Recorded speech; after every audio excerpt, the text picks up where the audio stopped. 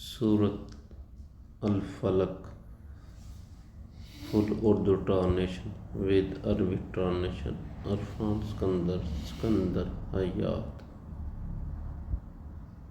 سنیں آپ مہربانی کر کے تلاوت کو۔ بسم اللہ الرحمن الرحیم۔ شروع کرتا ہوں اللہ تعالیٰ کے نام سے جو بڑا مہربان نہایت رحم والا ہے۔ قل نعوذ برب الفلق، آپ کہہ دیجئے کہ میں صبح کے رب کی پناہ میں آتا ہوں۔ من شر ما خلق، ہر اس چیز کے شر سے جو اس نے پیدا کی ہے۔ ومن شر حاسد اذا وقب، اور اندھیری رات کی تاریکی کی شر سے جب اس کا اندھیرا پھیل جائے۔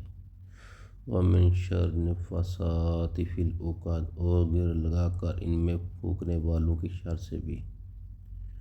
ومن شر حاسد اذا حسد، اور حسد کرنے والے کی برائی سے بھی جب وہ حسد کرے۔